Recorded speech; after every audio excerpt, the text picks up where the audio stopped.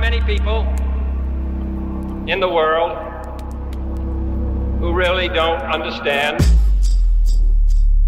Freedom has many difficulties,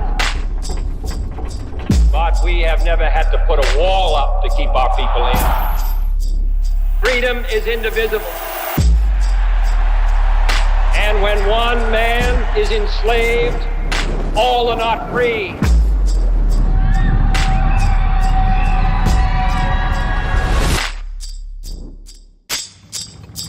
Modern war has become a struggle for men's minds as well as for their bodies.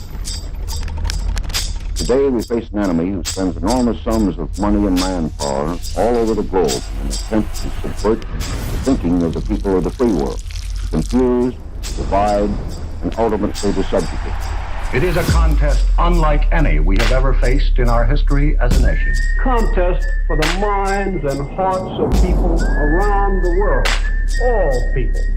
When power corrupts, poetry cleanses. We must never forget that art is not a form of propaganda. It is a form of truth.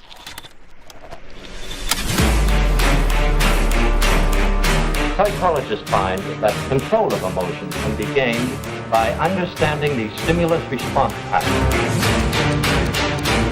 Many everyday things become associated with these primary stimuli, partly by a process called conditioning.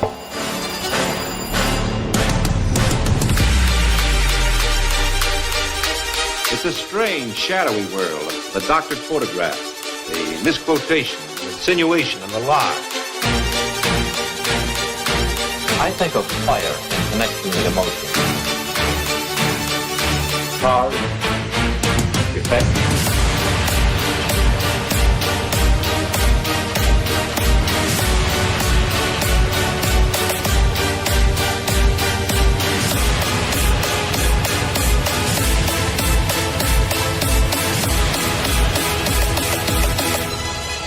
You've got to get a hold of yourself.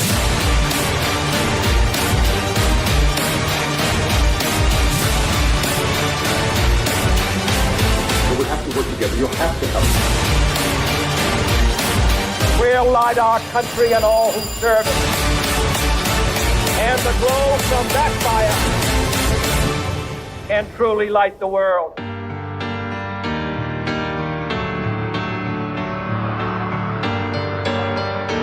Yes, in modern warfare, our military leaders are finding that words and ideas are highly effective weapons.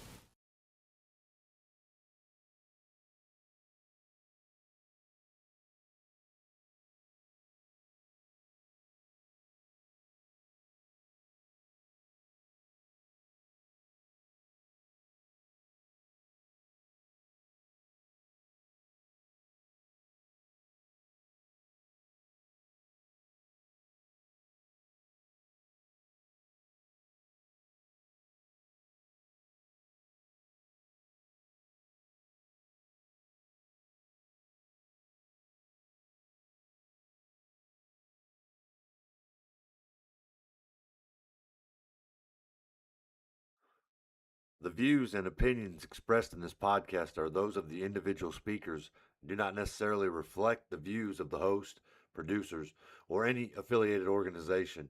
This podcast may include sensitive discussion related to topics such as child protection, abuse, and criminal behavior. The content is intended for informational, educational, and awareness purposes only, does not constitute legal, medical, or professional advice. Any reference to individuals, cases, or events are based on personal perspective, professional experience, or publicly available information and should not be interpreted as statements of fact regarding any specific person or situation.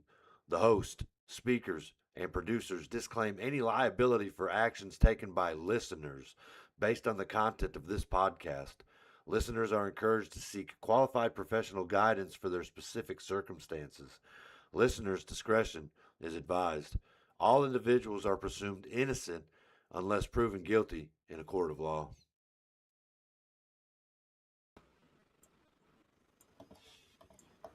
All right, guys. Welcome to Tuesdays night's Blount County Breakdown.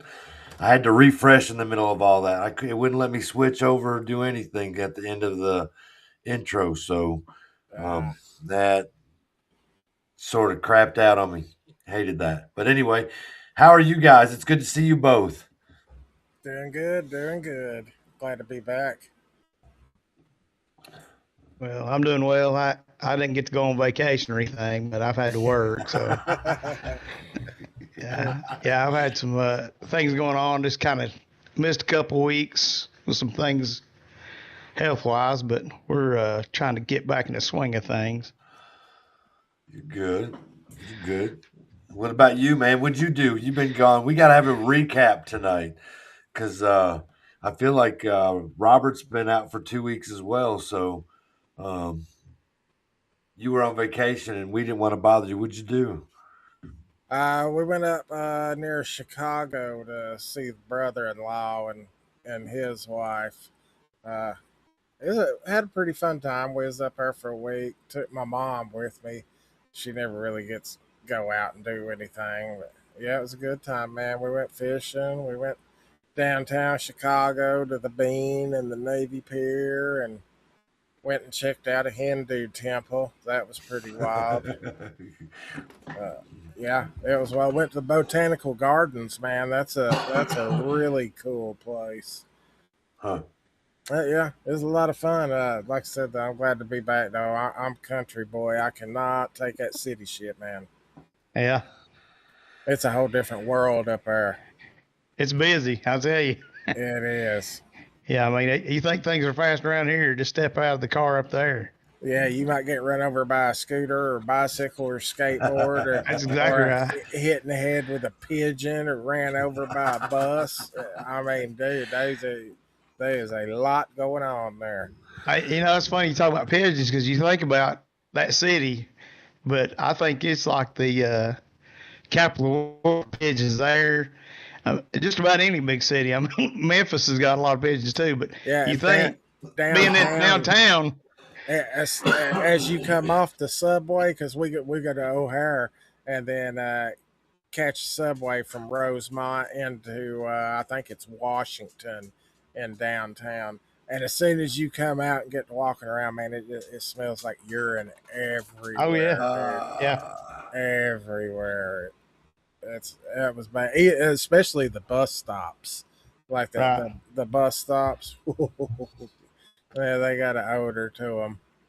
It's been a long time since I've been to the Windy City, probably 93 or 4 somewhere in the way, 96 or 7 maybe.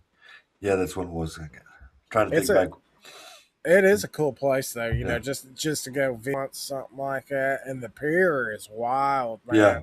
The pier goes out into Lake Michigan. It's got a big like expo center. It's got a ton of restaurants, indoor skating rink up on the second level. It had a Shakespeare theater, had a parking garage. It had a big ballroom at the end. It's like 100 years old. It was built when the actual pier was built, and you can't even go in there or nothing. It's for special events only. Like you got to have some money to open that place up, and it's got a big nice motel out there on the pier. It's wild, man. It's funny because you were on vacation and everything that was going on in Blount County, you really didn't. It didn't affect you quite the same way, did it? No, I was trying to keep up with it on Facebook, but yeah, it don't have the same effect as being here. And then Alan had internet issues last week, so it just felt like but hey, we had Anna Gibson on, who is fantastic, and she knows a bunch, you know what I mean? So oh yeah, it turned out to be a good thing anyway. And oh gosh,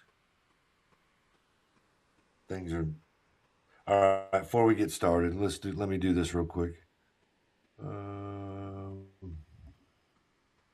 Wait a second. How about this one? There we go. All right. I'm going to share this real quick before we get started. Yeah. July 28th. Come out and hang out with us. Shoot a game of pool. eat whatever I decide that they're going to let me have as a refreshment and some drinks, and just check out what's going on. Talk about non-politics or politics, doesn't even matter. But anyway, just get out for an evening on Tuesday night, July 28th at 7 o'clock, and come hang out with us for a little while. Yeah, it's gonna be fun. They got darts, pool. Yep. Yeah, you Food. You don't even have to play a game. You just come hang out and shoot your shit. There you go. Yeah. Yeah. All Meet right. the graders. Yeah. Meet the greeters. Meet the gang, so to speak.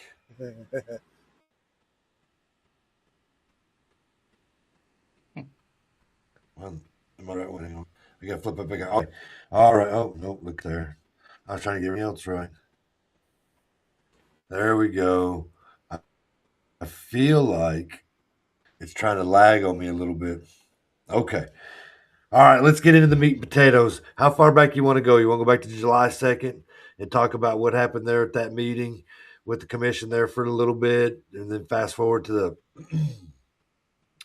what happened Thursday of I guess last week, right?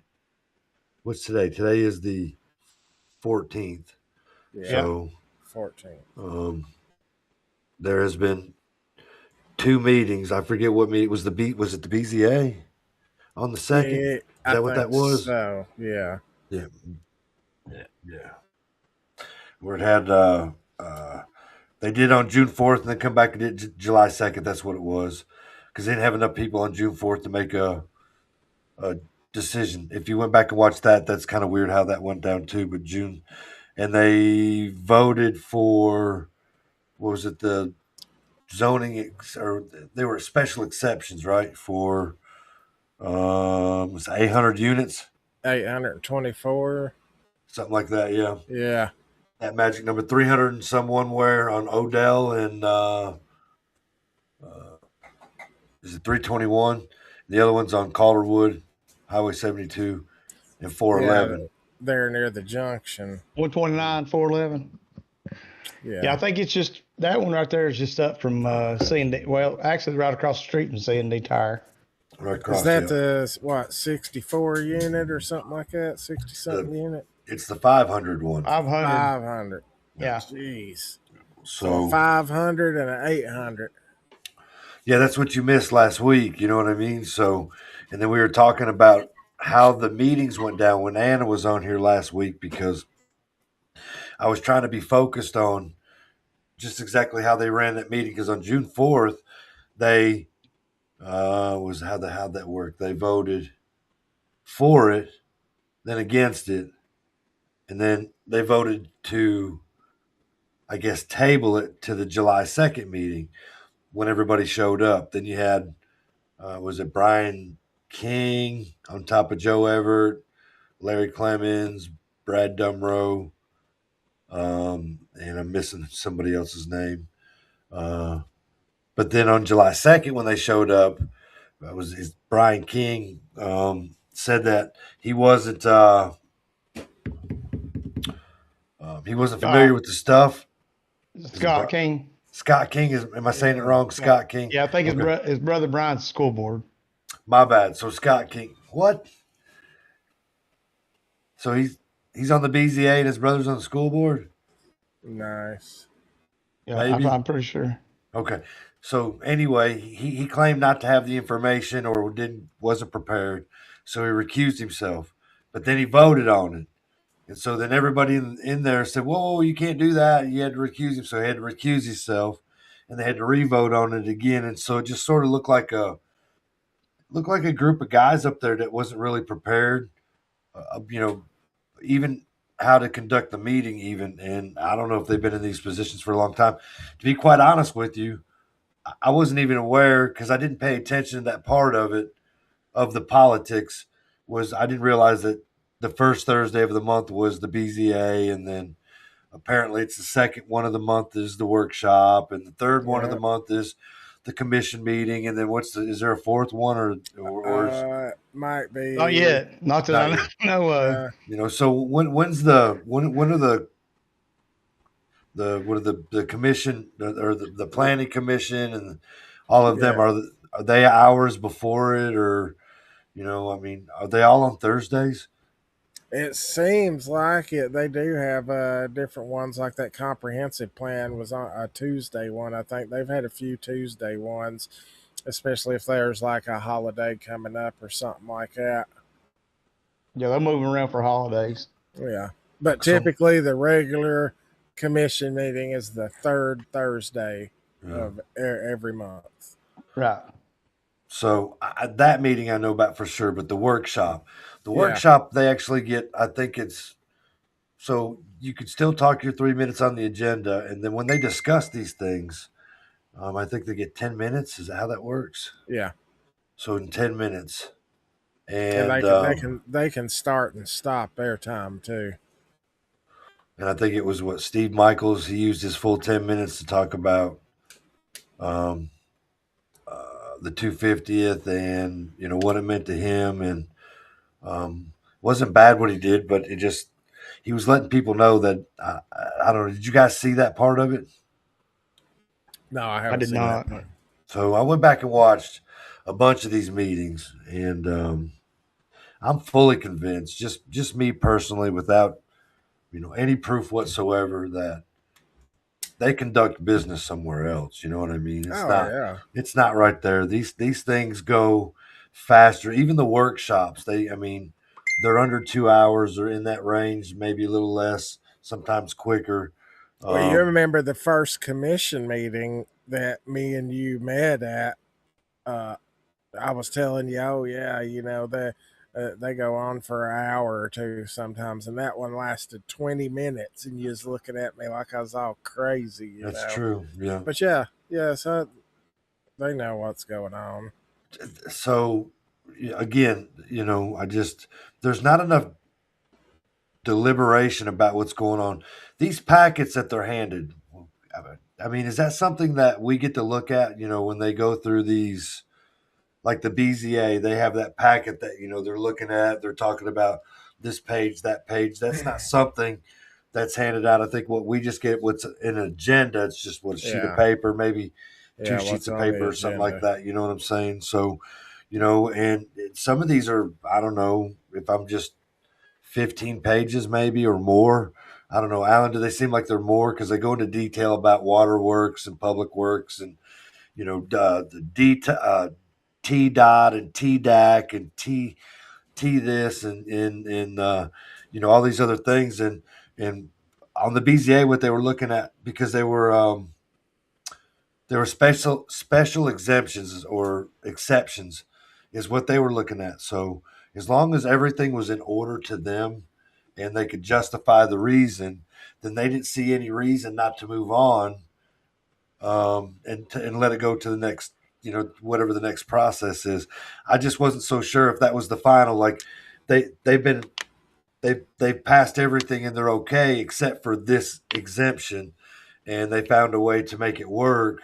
So now that the BZA says yes, are they allowed to carry on? You know, so yeah, it seems like I've seen one of them on there writing about on Facebook that they was going ahead and passing it through, because it's either go ahead and pass it through and let it happen, or get sued, you know, because they're the builders meeting all the requirements or whatever, and they still won't let them build, them suing them, and then in court still winning after spending a bunch of money and stuff. Right. So, and plus they fit right in these exceptions. I don't know if I'm saying this, zoning. I don't know. They have so many houses, or they can't, not houses. Actually, I think they're apartments. So they fit within these requirements or rules that automatically makes them okay, where they don't have to. There's not, I guess, the restrictions, things that make it harder for them to do what they're doing. So I know that, was it Nick and somebody else, I forget who it is, has a a resolution or something that has to pass to where it makes building so much on that size. I don't know. Maybe it restricts how high, how tall, multifamily. I don't know how that works exactly, but it makes it harder. And based on that, from what I understood, based on that fact that that hasn't fully passed, I guess, then they're still going by the old rules and regulations. Right. You know what I mean? So yeah, I think you're right on that. they fit in this gray area at the moment, which is what allowed them to, talk. I guess approve whatever's going to happen there on that corner, the one that's on Odell and whatever road it's on, and then the one that just passed the Planning Commission on May 28th, which is the 62 multifamily unit. You know where the corner of Morganton William Blount is, right? Mm-hmm. So as you come up to William Blount, coming down Morganton, headed towards Greenback, it'll be there on the left. So you got Foothills Food Mart. Seems like there's a little house. The intersection seems like there's a gas field right there. Woody's Market, then across streets Dotson Memorial or Church, whatever it is, and then those conglomerates of businesses slash apartment buildings or units back there. So right there on that spot is where, if I understand it right, that 10 acres is where it's supposed to go. And I think the exemption was they had to have better green space. So like when you were traveling down Morganton Road and you looked over, it had to look nice. It couldn't just be like a parking lot with an apartment. It had to have something, if I understand it right. So the Planning Commission, Nick Bright's on that too. When I say he voted yes, but that's more like a group thing. Does that make sense? Yeah. It's not. I don't know that it's like each individual kind of. He's not the only one voting. Right. Yeah. Yeah. Right. Yes. Yeah. So, and so that went on through. So then the question I had was,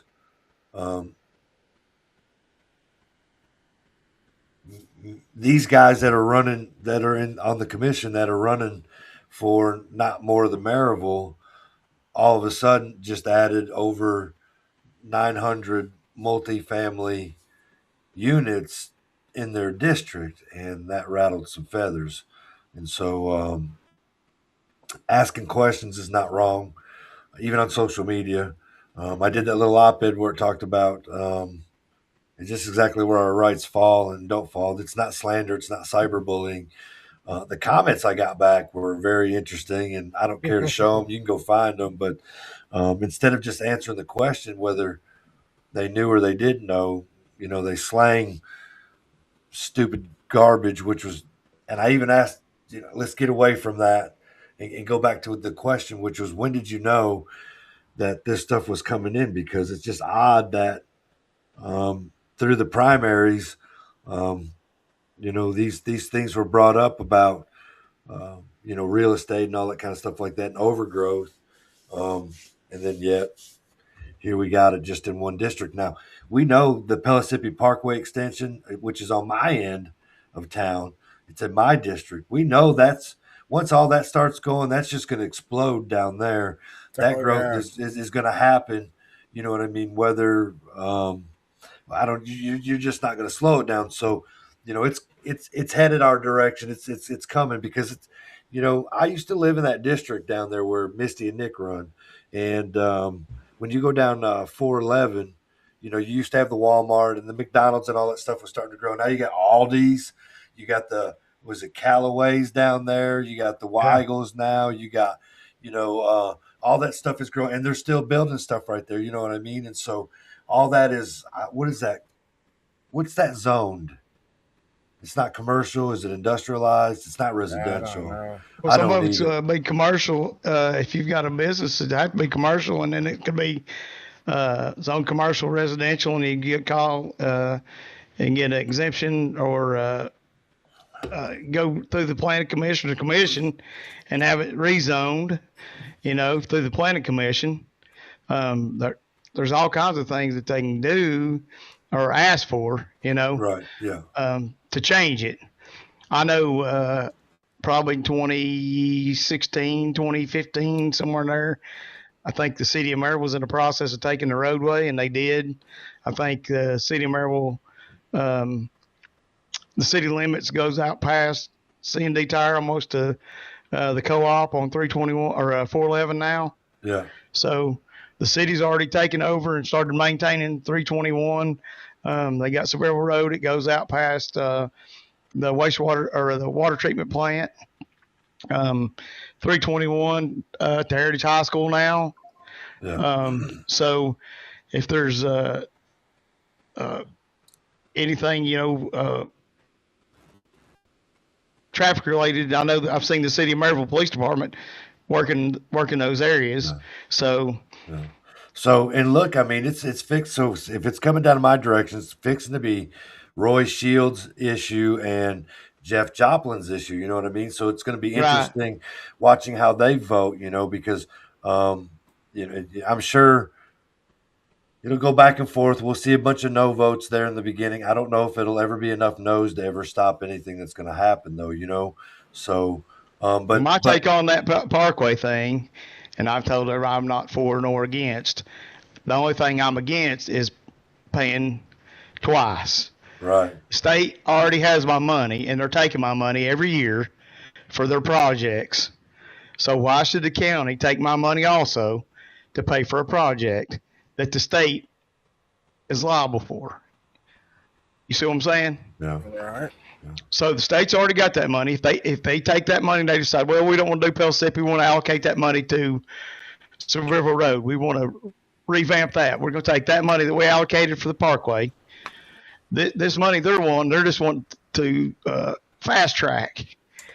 You see what I'm saying? Yeah. Well, we're paying state and state taxes every year for those projects. So why does the county want to take my money again? You see what I'm saying? So the reason they say they want to is because if they do it now, it'll be cheaper now than it will be later. And my thinking is if we give it to them now, in 10, 15 years, they're going to ask for it double, and then they're going to get that again. So what we do know is that the Pellissippi Parkway extension, despite all the fight and everything, it's coming through. All we can do is stall it. It may never happen by the time, it might happen in my grandchildren's time, but you know what I mean? We can just stall it. That's all it's going to do is just stall it for some time. The state's eventually going to get their way. They're going to do it. But here's the thing. What the state's saying is if we don't help, we don't, what do they call that? Add our any into it. You know what I'm saying? Help fund it a little bit, show good faith and help fund it. Then they'll just put it off on the back burner and they'll work on some other projects that already got cash flow that's coming to it. So instead of it starting in 2036, even if it does start, because there's no guarantee in this that if they give them the money that it's supposed to start like that anyway, as far as I understand it. So, they can hold off again later down the road. So I don't know. I don't know what to do about it. What I do know is all this happened way back when. You know what I'm saying? All these deals were made a long time ago, and so I don't know how much of the public eye came out to be. I think it was Citizens Against the Pellissippi Parkway Extension. Yep. Yes. They sued them and slowed it down for a while based on an environmental study? Environmental impact study. I haven't pulled it up yet, so I'm probably not going to pull it up. But anyway. Yeah, but the thing about it is, but nobody knows who's supporting the resolution. Well, didn't they come out today? They actually came out today. But they think they do. They think but it's changed 4 or 5 times. You see what I'm saying? As of now, it's supposedly Don Reagan and Mike Kaler. Okay, so those are 2 people that didn't run for re-election, right? Right. They're on their way out. Yeah. Yes. Okay, so what's the benefit of that? There is none. Exactly. It's just to get 2 names on there. And it's no voice for that district either. Right. Because that district is waiting for the new ones to be sworn in Right. Unless they got somebody they're running against a Democrat, I don't know. And here's another little side note while we're kind of still on the subject. You was talking about Brian King and Joe Everett and all them. Yeah, my bad. Yep. BZA. Did you see that post? It shows who recommends for the Blount County BZA, who recommends people, and it's got the papers there with Hedrick as the signee. This is Jeff Hedrick? From the highway department. Yeah. Highway department. Yeah. Yeah. Recommended Joe Everett, Brian King, John Rush, Bruce Damrow, and Larry Chesney. Yeah, Larry Chesney. Yeah. Yeah. Yeah, Larry Chesney. Yeah. Is it Brian or Scott? It says Brian on this. Okay. Brian King. Okay. I knew it was one of them. Definitely one of them. Yeah, it looks like his name's on all 5 of those. Yeah. Yeah. Well, there's a lot of crossover too.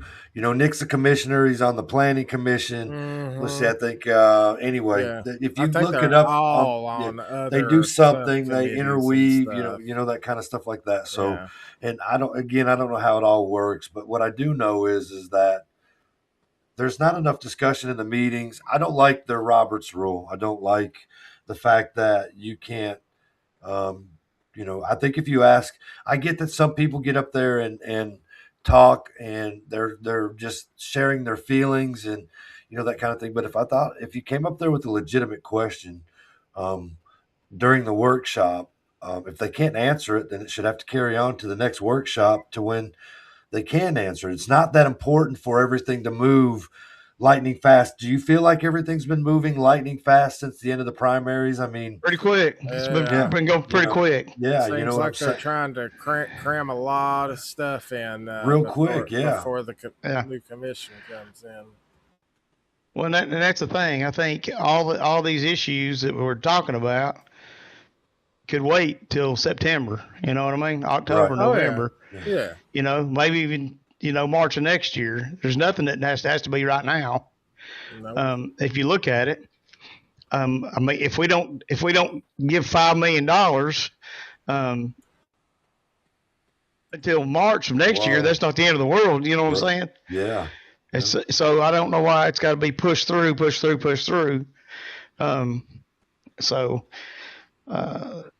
something more to it than what we know, obviously, or it wouldn't be so quick per se. Yeah.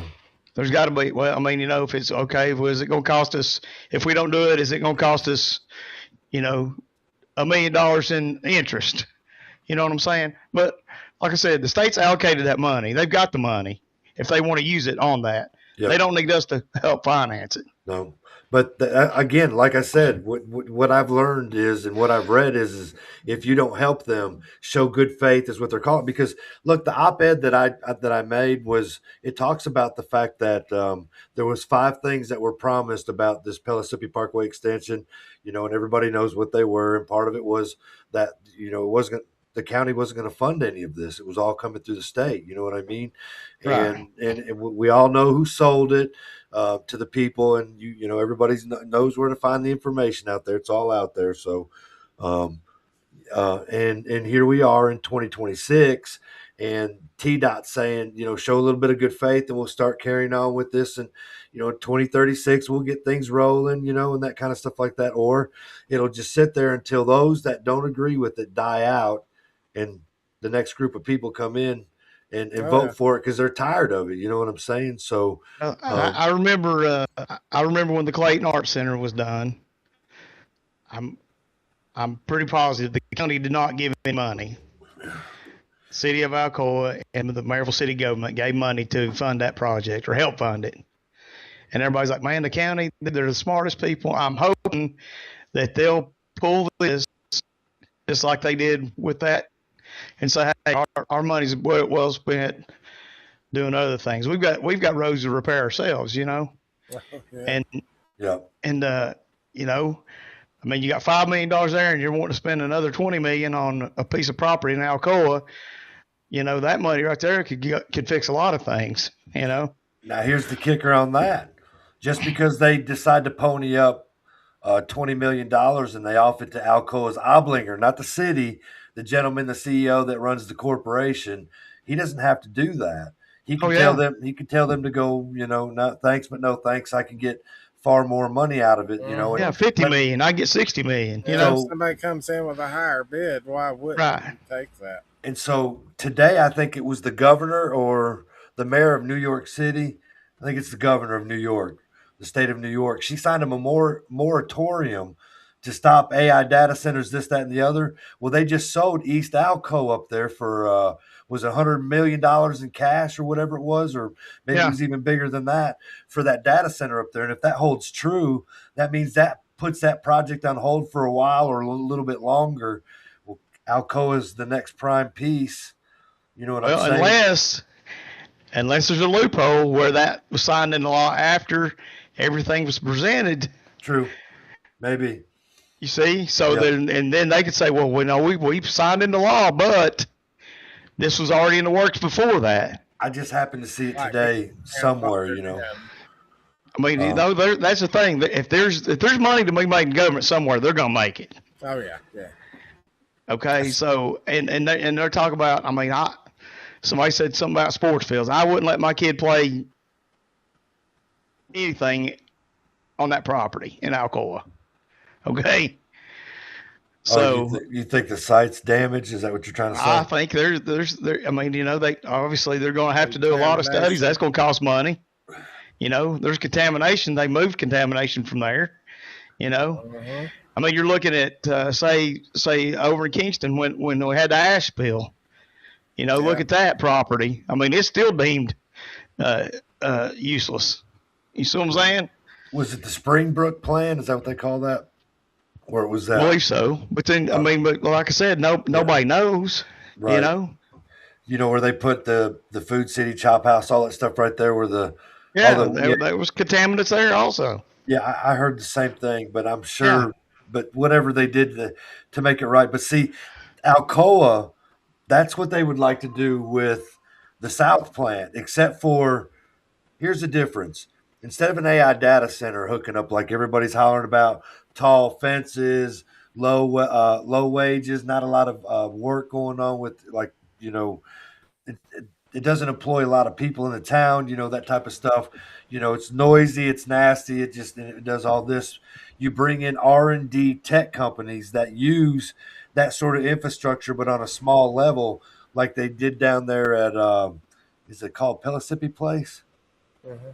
There's that one R&D company that's out there like that, you know? And so it intermingles with you can put some sort of housing structure there where it's like, you know, professionals, young professionals, and then they're doing the R&D over here down the road, and it's all walk-friendly park, you know, that kind of stuff. It's part of that.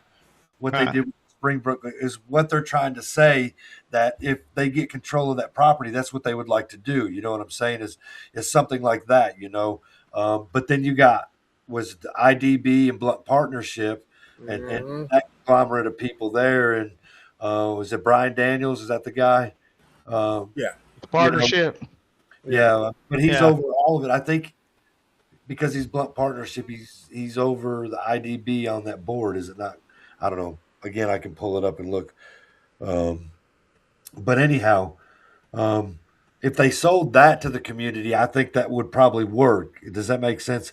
Over an AI data center, you know what I mean? Because it would bring in, you know, like small shops, that kind of stuff like that. It would give that welcoming, you know, whatever it is, But here's the thing. In the end, it doesn't matter what the county commission ponies up money-wise.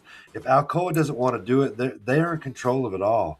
Zoning, policing, you know, everything. So they're asking everybody else to pony up money to help secure the land so that Oblinger doesn't sell it to the highest bidder. And that's probably going to add to the debt, ain't it? I can't imagine us, you know, having millions of dollars just sitting around. And I don't think that would be left over from the budget, would it? What's 40%, right? Yeah. 30, You 30, talking and about the 40. general fund budget? I don't know. Well, I mean, just anything. Would they have to get a loan for that money, or do they have that money on hand? You know, because we already got. Well, I mean, it just depends on what they've got in reserve. You know, right? If they've got money, reserve money, of course, you know, it just depends on what the schools need or whatever. I mean, I know right now they're doing a new track at Heritage High School. I've not seen or heard anything about that. Have you all? What's that? They're putting a new track at Heritage High School. Uh-huh. Yeah, I mean, my dad lives out that way, and I had several doctor appointments last week, and so they're putting a new track around the new football field there. So I mean, spanking shiny. So if they got that money, and then you know, if you had to move that money around, reallocate that money from somewhere to do that project, because I've not heard anything about that project, you know. So yeah, I wasn't aware. Yeah. So I mean, like I said, I mean, there's these big things that we're looking at and talking about are kind of overshadowing the little things, you know. To where if we need $1 million for this or 600,000 for that, or you know, here or there, you know what I'm saying? I mean, the $5 million, that's a lot of money, but 600,000 is a lot of money also, you know. Yeah. So I'm going to talk about the data centers for a little bit, and I'll tell you, it's kind of ironic. My wife sold a house in Jamestown, Tennessee, just outside of Crossville, to a guy and his wife. They moved here from Illinois, and so when she sells property, she gets the buyer something, and sometimes the buyers will do things for her. And so what they did was they asked us out to dinner, you know. And so we met up for dinner, and we got to talking. Well, this guy actually worked as an engineer at a data center. At a data center in Illinois, that was his. He was an engineer, and he was talking about those data centers. And I was like, hey, man, I'm kind of curious because everybody talks about the noise and stuff. He's like, it's not like noise that you think. There's humming, you know what I mean? But it's like, say your tower, your computer tower, that fan buzzing like that. He said there's like different buildings, say the size of, I'm trying to think of somebody's house that we would know, but about the size of a house. And he said it would be for a hospital and then Walmart and then, you know, and all these different areas in that building where these houses, the size of a house would be for these different companies, you know, say Alcoa Aluminum Company, you know, Resolute Exposure, we'd have our own data, you know what I'm saying? Right, and that keeps up with all the information where the water and stuff comes in. He said on one side of that data center, it's 62 degrees. And on the other side of the data center where the heat, you know, the fans and everything's running, he said it could get up to, you know, 100, 105 degrees. But that's where your water comes in because that 62 degrees filters through those powers, and that's what cools them off. That's where your water consumption. But he said as far as the noise, he said you really don't hear the noise. I mean, you know, like you would think. It's not like you're sitting there listening to, you know, 6,000 jet airplanes all day. You know, it's just like a buzz, like bumblebees or something, you know. And I thought that was kind of interesting because everybody talks about the noise, and he's sitting there saying it's nothing like that because it's all pretty much contained to that building, you know. I know out in Crossville, man, my sister bought a farm out there, nice, and it's way back away from everything. Yeah, but probably just about a quarter mile, you can see it standing in her driveway. There's a Bitcoin mining farm. Right. And it's not very big. It's one warehouse. I mean, it's big, but it's nowhere near what these data centers are. And man, you can hear that damn thing loud and clear. And it sounds like if you've ever been outside over here on Alcoa Highway at a restaurant, and a plane's just sitting there idling. That just low, constant hum. That's what it sounds like. I wonder if the Bitcoin, because I mean that's a different thing in itself. You know what I mean? The mining and all that. I mean, you're mining something that's really not there, if that makes sense. You know what I'm saying? Yeah. So if you would actually have data, you know what I'm saying, rather than something that you're trying to get out of the air, which is nothing. Does that make sense? Yeah. Yeah. If there's a different, because like I said, the way he described it is like, no, dude, it's not like that, you know. And I mean, for him to have worked in that building, you know, I mean, he's like, you know, it just depends on who you are, you know. You get used to the sound or whatever, maybe over a period of time, but you think, you know, that different things would make different noises, if that makes sense, you know. Kind of like somebody playing the drums and somebody playing the trombone, you know. So it would be if you're doing different things, what would that noise be like? That makes sense? Yeah. Yeah. Because you'd have to have, you know, it's like the band, you have to have all these things going together to make the music. So, you know, if it's playing the trombone, this is playing the drums, you know, somebody playing the saxophone, whatever. Right. Yeah. Yeah. I mean, it's just a thought, because like I said, just talking to him, you know, trying to understand a little more about it. And like I said, I'm not for data center. I'm just saying, you know, that he was talking about the noise, you know, it really wasn't like you think, you know. And then like you're talking about the Bitcoin, I know I've watched videos and some documentaries on those, that they're using these big giant windmills.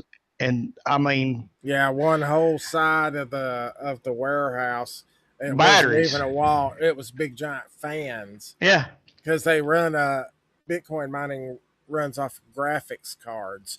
So you just got a ton of shelves with bare motherboards sitting there and several graphics cards on each motherboard. And they're just constantly doing mathematical calculations. That's how they mine. They do the mathematical calculations to record transactions that are happening, buys and sells. And for doing that work and recording that information, they get a little piece of the pie.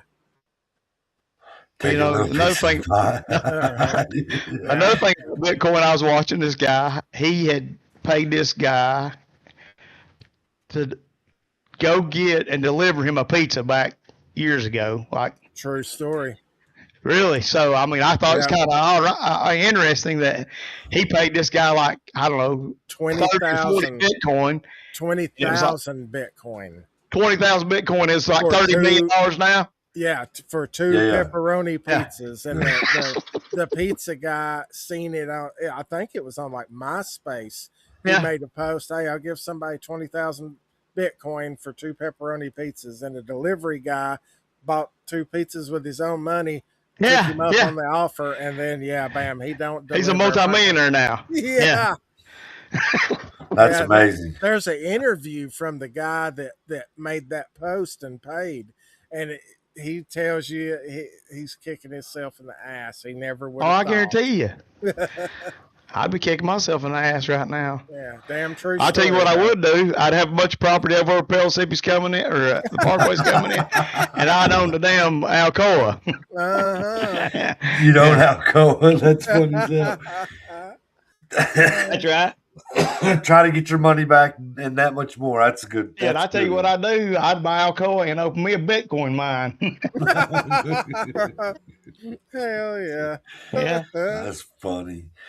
No, I think everybody's saying the same thing. It's just all coming across differently. You know what I mean? And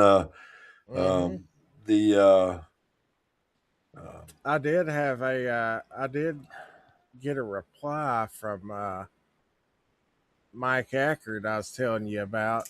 I had asked him a question. He made a post talking about the Alcoa property. It's unrestricted by any of the city's building codes, and it's being sold by Alcoa. And he goes on to talk about how much Blount County would be putting up, and that the investment would be a money maker, reducing taxes on every Blount Countyan rather than an expense that reaps no monetary reward in addition to providing the protections sought. Uh, let's see. Taking this action that will help reduce, in all capital letters, the tax burden on the citizens of Blount County in the future. So he's saying they could buy the property and make money off of it and use that money to give us tax breaks or something. That's what I'm getting out of it. And he goes on to say a lot more. I just asked, how will it be a money maker? Are we getting into more debt with this? And how long till we see a return? Which taxes would us residents see a break in? Genuine questions. And he replied, it will be a moneymaker as portions of it are sold off for projects. These projects will also include taxes at same percentages, 40, 30, and 30, as initial ownership. There is no known timeline for sales or development of any of the property. Certainly not all of it would be sold within certain areas being used for community projects like soccer fields and or parks. The thing that is certain is control over the property and the elimination of any proposed AI data centers like the ones that's chasing a portion of the property now. Unlike some other industrial parks in Blount County, this particular property is in the middle of Alcoa and much of its prime real estate. As with any business taking root inside Blount County, the end result reduces the property tax burden on every citizen as these properties begin producing significantly more revenue for the cities and Blount County than the property has provided in the past. One of the reasons why our local property tax rate remains so low is because of the taxes paid by businesses throughout the county, and this will result in much of the same time. No one can accurately foresee how long this will take, but it is my personal hope that the four parties responsible for selling it off will make wise choices that not only generate the dollars desired, but also include great fits to our community, especially when it comes to employment opportunities. So what he's talking about with Alcoa is this right here. It says let's see. It says the defense didn't hold. Citizen surge and the zoning trump card, right? The defense didn't hold. Armed with clear understanding the site's infrastructure capabilities and the IDB's limitations, and overwhelming crowd organized citizens packed the Blount County Commission meeting. Instead of vague complaints, residents brought concepts, technical objections, and they cited all the exact threats exposed that the data center industry model continued, noise pollution, industrial cooling fans, and so on. Crucially, the public reminded the leaders that the ownership is not the same as regulations. Ownership is not the same as regulations. Even if the IDB or an outside firm holds the deed, the city of Alcoa maintains absolute zoning control.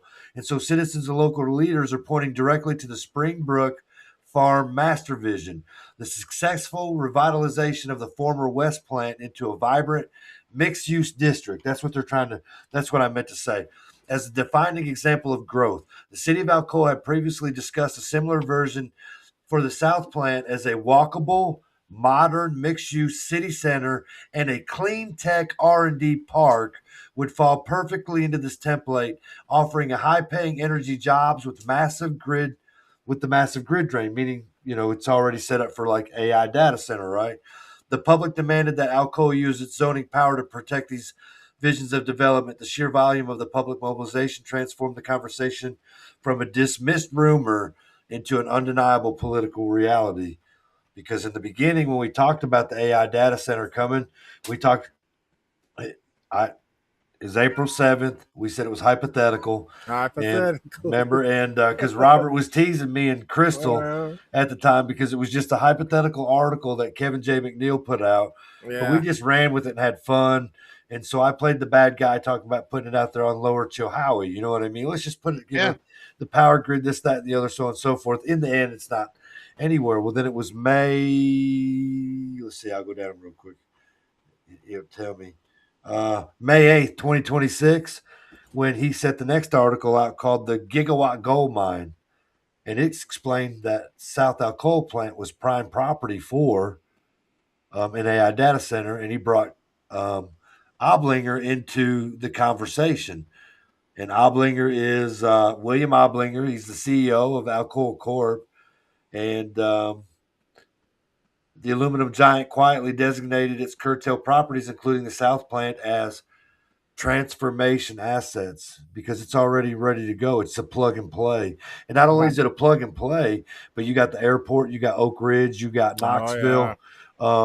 You got the 3 Amazon conglomerates that they stuck in this, in this community. And let's see, you got the freightways, truck traffic, truck traffic. So let me run this by you. Does it say that? Does it come in this part right here? So on that purchase, if I'm not mistaken, somebody put out that the IDB would be over that property. Okay. So I got that. So, yeah. So my thing is, if it's a joint venture with 3 different governmental operations, how can they be in control over that? Are they going to split it up in thirds? You see what I'm saying? So if I know Alcoa's got the control over what goes there, what they're saying. So who's going to be the chief and who's going to be the Indians in this? So if everybody's got the same money, it's 40-30-30, and the county takes on 40. It's $8 million. So the county's going to take over 40%, and the IDB is going to be over that. So when it talks about the IDB, it says just like this. Furthermore, public scrutiny turned toward the Industrial Developmental Board of Blount County, which operates under the economic recruiting umbrella. Remember? Yeah. Me and Robert were talking about what was the game? Resident Evil. Yeah, right. Resident Evil. Umbrella. The Umbrella Corporation was the evil people. You know what I mean? Yes. So yes.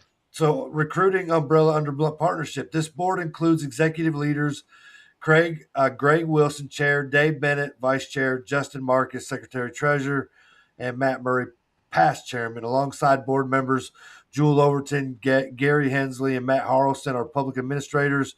Bruce Applegate, Alcoa City Manager; Greg McLean, Maryville City Manager; and Ed Mitchell, Blount County Mayor, with operations managed by Blount Partnership CEO Brian Daniels. Financial disclosures revealed that the IDB was already carrying a substantial long-term debt, typically hovering around $19 to $21 million in notes and bonds payable to funds existing like projects like the Pellissippi Place. It says, critics pointed that because the IDB carries millions in debt and liabilities, its corporate leverage is constrained. If a private tech giant came to the table with an unmatchable all-cash offer, the debt-heavy IDB would have zero financial power to stop Alcoa from selling the project to the highest bidder. But in the end, the city of Alcoa maintains absolute zoning control. Period. So down here, go ahead. It says the key takeaways.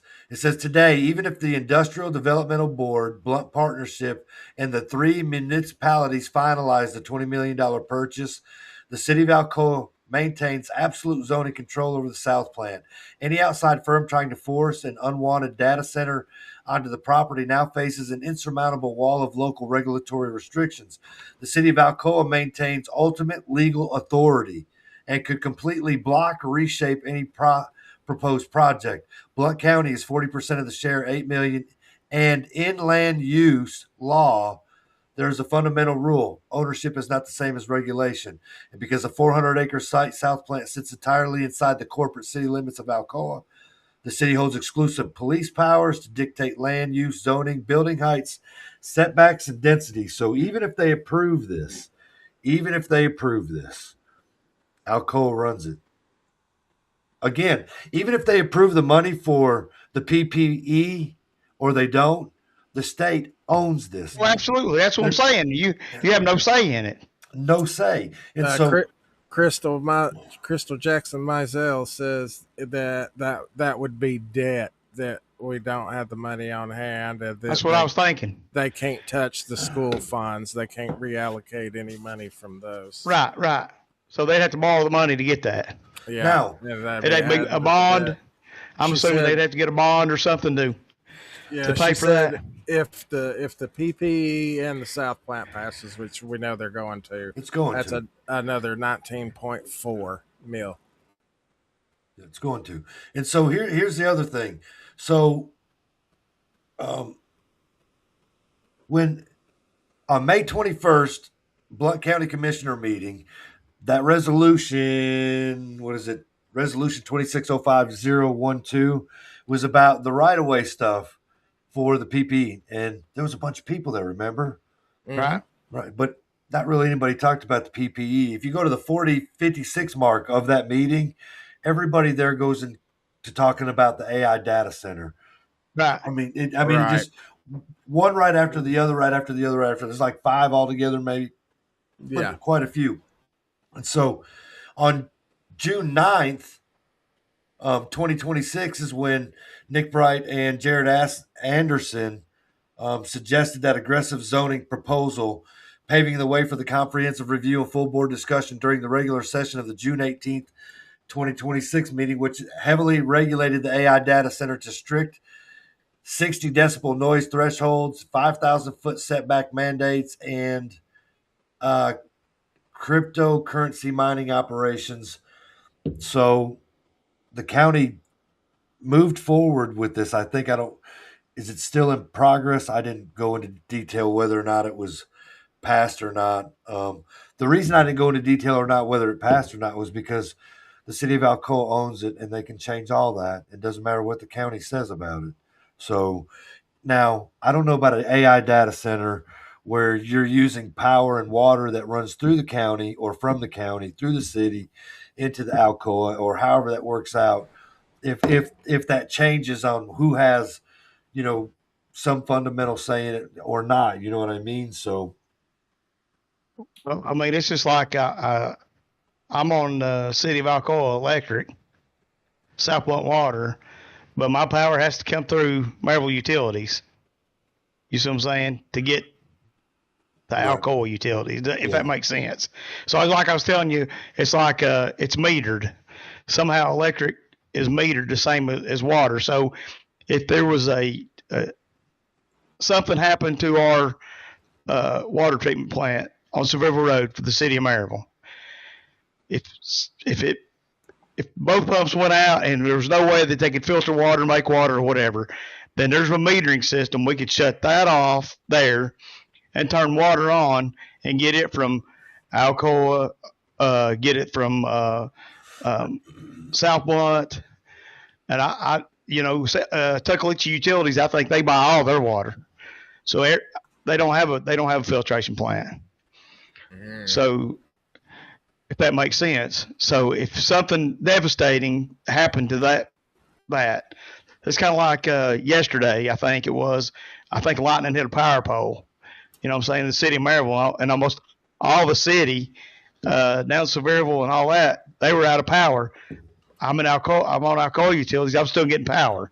You see what I'm saying? Yeah. So there's a way to divert or meter that to move it around those areas to where they can work on certain areas, without getting hurt. Yeah. So that's what I'm saying. So why don't the commissioners at the meeting say that? Listen, people, we're going to do this and we're going to pass this, and it doesn't matter. If we go ahead and pass the PPE, we give them $5 million for the right-of-way stuff. There's no guarantee that they start this project in 2036. There's no guarantee whatsoever. We're just basically giving them $5 million of taxpayer money on top of the state taxpayer money that they already received through the county, however that works out, correct? And so, and then we know that, the $20 million that they hope will, put a bling in Oblinger's eye to go ahead and accept it as a sufficient offer for the property, and so they do that. But in the end, Alcoa still owns it. Why does that Blount County Commission come out and openly say that? I mean, that makes no sense. I mean, actually tell people if this goes through, we vote yes for this. Right. We have no control over that. So essentially, we're giving money people away. Don't understand. Every time you fill up your fuel tank or you get gas, the state gets money. And that gas tax is supposed to go through for road projects. You see what I'm saying? The same as the county highway department. If you get fuel, a portion of that money, it goes to the county highway department for road improvements. You see what I'm saying? So that gas tax is supposed to pay for these roadways. So my thing is if we're spending, I just put $600 something worth of fuel in 2 trucks and a fuel tanks, you know what I'm saying, for my business. So, I know I'm spending a lot of money. I spent this month because of fuel. Of course, it went down a little bit, but now it's back up. Yeah. I think my fuel bill for my business this last month was right at $6,800. Ooh. Okay. Yeah. So I thought my $100 a week was bad. Right, and that's what I'm saying. So a portion of my money goes to fix these roads. You know what I mean? If you go down Washington Street, right there where the barbecue place used to be, or across the street, that the partnership, they own that now. They made it a parking lot. It used to be full service barbecue. Yep. The road is right there is like driving over waves in the ocean. And then if I'm pulling equipment through there, it's really bad, you know? So that's a state road. You see what I'm saying? Yeah. Yeah. So there's the money allocated for all these projects. I guess what pisses me off is they want another $5 million from us, the taxpayers, okay, to give them that they've got the money to already do that. And if they don't have the money to already do that, then they do a better job saving like I do. You know what I mean? And then, I need a new machine right now, okay? It's going to cost a lot of money. But I'm saving for that money. If I could go say, hey, Robert, I'm going to have to go up on your fuel tax, so I can get a new machine. Does that make sense? Oh, gosh, If I have the money, I've got a couple of things that I'm trying to pay off. And then before I do this, now, whether I get to pay it off or not, it kind of just determines whether I can. But how things happen is it's going to happen before I get that done. And I'm going to need that. Does that make sense? Yes. Now, with the Parkway, for 35 years that I know of, they've talked about building the Parkway. And even before that, my grandfather, I may not see it in my lifetime, but one of these days it's going to happen, okay? I may not see the Parkway in my lifetime, and that's not going to hurt my feelings. You know what I mean? Sure, I'd love to go. I live 2 minutes from where it's coming out at. 2 minutes. It's going to increase the property value of my property. Obviously, you just wait. They're chomping at the bit down here at the courthouse because they're assessing my property every 2 years. They're chomping at the bit, man. If they get that started, dude, everybody's property on this end of town is going to go up. You know why? Because you can fast track to Knoxville. Right? So guys, listen, before you go any further, I asked when I was doing my thing was if the longer that we hold this off and the more that they grow the county, they're bottlenecking everything up and it's just a conglomerate, and so that they can sell the idea that we need the Pellissippi Parkway extension. But is it possible? I'm trying to word this the right way, right? So it doesn't sound. Is it possible that the growth that came as quickly as it did was done to push the Pellissippi Parkway extension? Is that the right way to say that? I would say yes if that much development was going on in District 8 and 9. You see what I'm saying? Right. Now, so we're getting a Walmart, all right?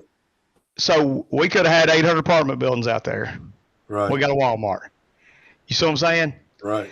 So I'm talking about the engineering aspect. I don't know if the city, the state, they all get together and they conglomerate on this stuff. And the engineer from the state and the county or the city of Maryville are to have their heads shoved so far up their butts they can't see straight with that debacle they did out on 129 with that concrete median that roadway right there should have been 6 lanes. And now we're 6 lane that all the way to Knoxville. You know what I'm saying? So then if you go through the city of Maryville anytime by the courthouse, by the Justice Center, okay, coming in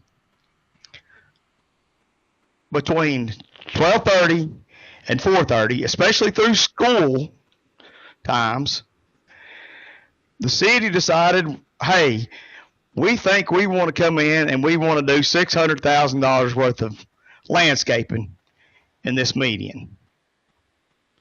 Now, you have cars that back up all the way to the traffic light at the courthouse trying to turn left on Montvale Road. Okay? Why would you not open that up and make that a turn lane so those cars can get over and turn, and then you're moving traffic? But now you got people having to sit for 2 and 3 traffic lights because you got people wanting to turn left on, and nothing against that. But you got a turn arrow there that only lasts 6 cars. So, I mean, I think my thing is the money can be used to do things to make it efficient, but we just choose not to. So it said the engineered bottleneck, right? Strategy or blindness. It is easy to look at the severe traffic choking Blount County and wonder, did they do this on purpose, right? It says, did the IDB and the local municipalities intentionally jam our roads with rapid commercial recruitment just to use the gridlock as a psychological tool to force the highway through? The reality is less a calculated conspiracy and more of a classic case of institutional blindness. The Blount Partnership and our municipality leaders prioritize massive industrial and commercial recruitment without ensuring the infrastructure was legally or physically capable of handling it first. I don't know if legally is the right word, but sounds like it fits. They operated under the assumption that growth is always good and the infrastructure is something you figure out later. When citizens' lawsuits successfully stalled the highway on environmental growths, leadership didn't slow down the recruitment. They kept building. They created a classic urban planning trap called induced demand. Now they're using the exact gridlock that they invented to look out the window and tell the public, see, we have no choice but to build this road. Does that make sense? Yep. It does.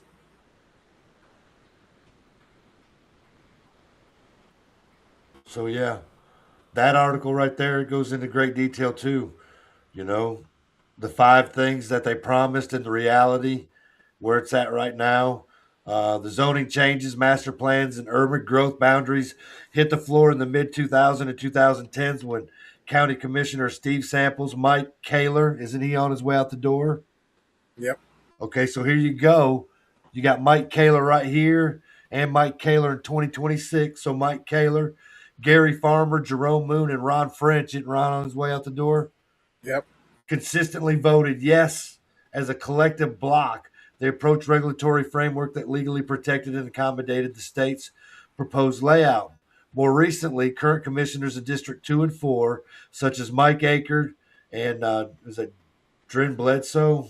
Is that his name? Dyron, my bad. John Giles have had to balance the intense public anger with institutional inertia, while Akerd and others pushed TDOT for an in-person public hearing back in 2021 when landowners felt entitled and alienated. The broader legislative body has historically allowed procedural items from the extension to pass. So apparently, during the mid-2000s, municipal leaders like longtime Maryville Mayor Steve West and Don Mole, Alcoa Mayor, aggressively lobbied for state engineers in Nashville. So they presented local economic data and traffic models to keep the PPE a priority, arguing it was the only way to save our city centers from heavy truck traffic. So, see, that's what made me wonder about if they did this bottleneck type thing sort of by design, because if those two guys back in the early 2000s were saying that if we didn't hurry up and get this done, this is what's going to happen to our city. And I'll be darned if that's not what happened to our city and our county. You know what I mean? So it just seemed like it was,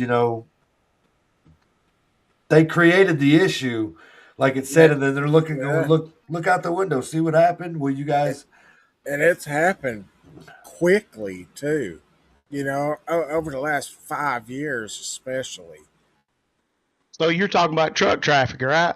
Truck traffic, things of that nature. But there's nothing over here trucking related on our side of town. I mean, if you take the small truck that goes to the IGA in Townsend, or the Hackney truck, the small box truck that drops off at the local stores, you know what I'm saying? Unless their big plan is for another Amazon or another something, you see what I'm saying? Yeah. But as far as truck traffic utilizing Mississippi Parkway Extension to 321, I mean, there's going to be one Walmart truck come through there. You know what I'm saying? And it's going to get on 321 and turn up the hill and then drop and stop. So I'm telling you right now, as soon as they get all that done, that stuff's going to be rezoned. You're going to have it's going to be industry down through there. I mean, Amazon's there anyway at the very beginning. You know what I'm saying? So by the time it makes its way all the way down to where Kensington Park is, that's exactly what that's going to be. I mean, they got the stupid solar farm sitting out there, So to me, if I'm trying to think in the future, 20, 30 years, that's what that's going to be. I mean, and they're going to have changeovers and all that stuff. You know what I'm saying? So eventually it'll be the next generation. Right, the next generation after that. So then right there you got the solar farm. Right. You're just miles from the water treatment facility. Right. Right there's your data center. There's 126 acres right there. Yeah, I mean, you know what I'm saying? So talking about the and I'm going back and forth, but at Alcoa, I was thinking about the taxes that you're talking about saving us. So I think on that property, the county's going to make the IDB pay property tax. Is that what they're saying? They're going to make a pay property tax on all this property they got, and it'll relieve us. Oh. Yeah. So any property that they have or hold is how it was worded. The IDB they have or hold, there is no taxes on it whatsoever. So hang on, guys. You got Anna Gibson, Paula, whose last name I don't pretend to. Costello. Yeah, there you go. James Richard, Daryl G. Monday. Hey guys, like Robert said, was Crystal Mizell was in there. Who else is in there? I just want to give a shout out. Scrappy Dog's in there. Kim Tipton's in there. Ed Reno's in there. Yeah, Woody's on. It looked like Facebook this time, but there's that one that always gets me. It's me ass channel 15629. I don't know. It's on YouTube.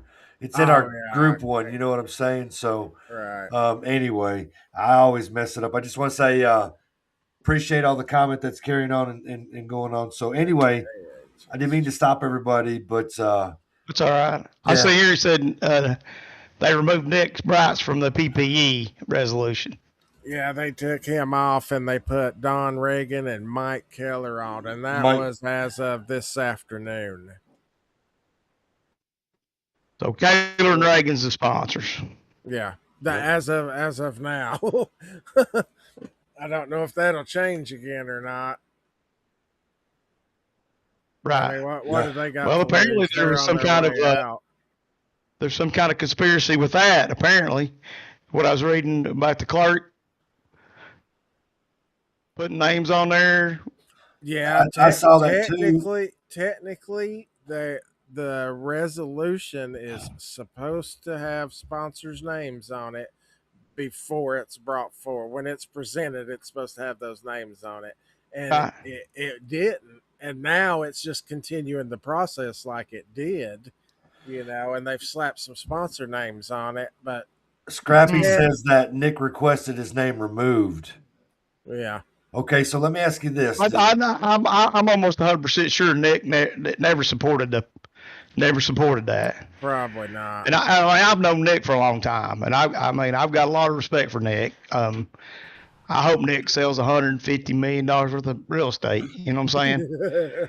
I do, because we go way back. Me and Nick do, and Mike Kaler. I respect Mike Kaler tremendously. And unfortunately, Mike's going through some things, and that's why I didn't see re-election. It's not for me to divulge. But I sometimes think that they try and use people to do things, you know what I'm saying? Mm-hmm. And it could be detrimental to that process, especially if they're going through here and just adding people as they want. Right, you know what I'm saying? So I'm glad you brought that up. There's procedures that they have to follow, and I mean, Yes. I have no experience as a clerk. I ran for clerk, but I know this. Right. Yeah. Okay. And so his OJT is fixing to get him in trouble, it sounds like. So let's talk about that, because the last few meetings over the last month, and I've gone through a bunch of them, they do some weird things. Anna, we should have had Anna come on tonight. She's in the chat. Because she explained some, like when they were muting their mic and then talking to each other, she's like, you can't do that because it's a public meeting. That kind of stuff like that, and so these are little details that we see, and then most people just it's no big deal. They carry right on, that kind of stuff like that. But yet it's not laid out that way. It's supposed to be done in a procedural fashion, and that's how you get them. So if we pay attention, like Anna says, we got to watch them. If we pay attention to the things that they do like that, then we can catch them to go, you can't go any further because you did this right here. You know what I mean? So exactly. So let's go back to before the primary. Right. Okay. Brad was elected, or he was hired as a deputy chief after his wife retired for 25 years. Okay. Right. They brought him in a week or so right after she retired, and he's the guy. Okay. And the outgoing clerk, she's retired. But if you watch the meetings, they had him up front as the clerk. So they're kind of throwing the process to everybody, hey man, this is the guy. Right. Yeah. He's here. He's doing this. Yeah. And at the same time, they're paying him on the clock to go to these schools and learn these things. Yeah. No experience, same as me. You know what I'm saying? I'm not going to say but I know there's rules that you got to follow. You see? But they did that, just like I said, to pay attention. People watch that, and they think, oh, that's who we want. That's who we want to vote for. That's the guy, without bringing up anything same as me, no experience. You know what I mean? I'm getting in this because I think what they did was wrong. There was people in that office that should have had an opportunity to at least apply or sign up a sign-up sheet for that job. You see? Yeah. But they bypassed ladies in that office that had over 25 years experience. At least 20. And I know there's several people in that office that would love to make $85,000 a year, but they didn't even get an opportunity. So that goes back to this. Watch what they're doing and see it, because they're making you think, hey, this guy's already running the show. He's already the guy. He's got a sign in front of him, quorum, Mr. Clerk. Yep. Yeah. He did have a placard up there before he's even voted in.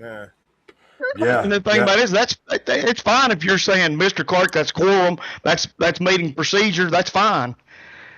But you got a nameplate up there saying, hey, this is the guy. That's like these people now. This, the August election's near. And these people are like, hey man, hey, you know that? No, I don't know anybody. You know what I'm saying? I don't know anybody. Right. Well, I was trying to make sure that we were not leaving any commissioner out, so we were talking equally about all of them. They look like a bunch of clown shows up there. Okay, no matter what gender you are or what you claim to be, and no matter what board you've been on here recently, I have watched a lot of the videos, and quite frankly, I don't know why we show up for the commission meetings at all, because It doesn't matter what you do. You get up there and you give your 3 minutes on the agenda or your 3 minutes of the non-agenda. And if you watch the videos, some are looking up at the ceiling tiles and, that kind of thing. They're just, hopefully you could just, hurry up and get done. I get they get a lot of people that show up that want to talk about their feelings and, and that kind of thing. And the ones that show up, let them know they're going to be certain places and they want to pray for all of them and this, that, and the other. And it's probably not a bad idea. They need to be prayed for. I mean, there's a bunch of them on there that have like Christian quotes and stuff like that. You know what I mean? That are, that are, substantial with their name. And that kind of bothers me too, because, when you see what's on, the social media, that's not exactly what they are anyway, so why? Well, this is my thing on that too. Okay, as far as elections, these people that we elected came out asking, some begging for our votes. Okay, we they weren't handpicked. They came out and they said, "Hey, we want to do this. This is what we want to do. We want to support you and your ideas. We want to represent you. Okay, that's what we want to do." And nobody begged them to do it. They wanted to do it, right? Exactly. So we voted for those folks. Yeah. And when the overwhelming majority of everybody in your district that you represent say we do not want to do this, but yet you go back and say, "Well, I don't give a shit what you want. We're going to do what we want." Right. And that's where the problem's at. So you begged me for my vote. You got exactly what you wanted to go up there and represent me. Then you go in and you give yourself a raise, okay? After you begged me to do a job that you wanted to do, knowing full and well that was the money you were going to make. And then you're like, well, I heard we didn't get a raise in 20 years. You weren't there 20 years ago. True. So everybody wants to start at the top. That's one thing. And then you beg me for my vote, and I vote for you. I get you in there. And then the majority of them overwhelmingly do the opposite of what the majority of the people want. That's why I said, if I was a commissioner, you go to these meetings, you put it on Facebook, YouTube, Rumble, get on here, start you a podcast and say, "Hey, this is what they're saying. I'm going to be at Smith B Pavilion on Saturday morning. I'm going to have biscuits there for everybody, and we're going to go over what we want." And the majority of the people that show up to that meeting and tell me what they want, then that's what I'm going to do. Because you voted for me. I got the majority of the vote. I want to know what the majority of the people want. Yeah. Yeah. Not what I want. That's kind of the way it's supposed to be. Look, Eric Kim Tipton says this is episode 17 of Blount County Breakdown. Happy 17th. For all those out there that believe in the 17th. All right. 17th. And since you brought that back up, Alan, listen to this. It says, for 20 years, Blount County leadership promised local taxpayers wouldn't pay a dime for the state highway project. Now they want $5 million of our local tax dollars to fund the right-of-way acquisition through Legacy Family Farms. We're digging into the 5 biggest broken promises behind the PPE corridor and the timeline and how we got here. And that's amazing that you talked about the raise as well, because for 20 years, I mean, if you look on Facebook, look on Facebook, you got all these people, man. The Pellissippi Parkway extension, it's needed. We're talking about, you know what I'm saying? And that's all well good. But would you be thinking the same thing if you had a D11 bulldozer in your backyard getting ready to dig your swimming pool? No. They would. Would you be on the same ship? You know what I mean? I mean, you're sitting out there saying, "Yeah, man, this is a good thing. This is what's going to be best for everybody. Spend the money. Okay, but you'd be on the opposite spectrum if you had a bulldozer, a pan, and one of those big rock trucks getting ready to dig your shit up and haul it off. Yeah. That is true. I was trying to think what else when it comes to this that was, It's needed. I mean, there's a couple of people that commented and put things on Facebook. Everybody's got an opinion. You know what I'm saying? And that's great. But I know one farm out here that if that was going right through their farm, they'd be up in arms. You know what I mean? Yep. I know another one that's got a swimming pool in their backyard. If they were bulldozing their pool up, they wouldn't be singing the same tune. You know what I'm just saying? Hey, be mindful of what you say about things. You know what I'm saying? Because I mean, when you throw out this, and I'm just saying, it doesn't affect me. And when I say that, it doesn't. It's not tearing my stuff up. It's not tearing I feel for the people it is. Yeah. You know what I'm saying? Because is it needed? Yeah, maybe, but not at the taxpayer's expense, and not at the loss of property for these people. And like I said, some of these farms have been here for a long time, and they're going to bulldoze them down, bulldoze through them, whatever, to make a highway, when some of the things in downtown could have been done better to alleviate. The project up there on 129, Broadway, that's a debacle in itself. I could start it at Wallen Center, you and I both. I could run 100 miles an hour, okay, to town, and you can drive 35 or 40, and I promise you're going to catch me at the red light at the hospital or at the intersection of Seville Road and Washington Street. You know what I'm saying? Yeah. And so that the traffic part of it, I mean, it's just something you got to deal with. And I think for the most part, I've not heard of any major road rage going on. Is it frustrating sometimes? Absolutely. Especially when you've got a median that a car breaks down and you could go by, or you've got, first responders trying to get somewhere and they got a concrete median in where they could have put a turn lane in, right, and they could have passed. You know what I'm saying? So you just look at some of these people and think, what could you possibly be thinking when you all come up with this? And like I said, anytime I do something, I look at it and visualize it, because if I don't see it working, it's probably not going to work. Yeah, a lot of these roads and stuff are so old though, and ain't had nothing done to them. They probably never even probably crossed their mind the freaking amount of traffic that's coming through now. Oh yeah. Yeah. I know. Shoot, I'm almost 50 years old, and Maryville and Alcoa, there's a lot changed, but all the roads, man, a lot of them are still exactly like they was, when I was little running around with my dad. Yeah. And that's true, but I mean, you look at, all this to widen roads and do things, the right-of-way's already been acquired for those. River Road, they've got right-of-way acquisition. These small county roads, they got right-of-way acquisitions. I mean, my road out here in front of my house, I thought, man, my yard's huge. Well, it's not, because right-of-way goes through there. It comes over into my yard probably 15 feet.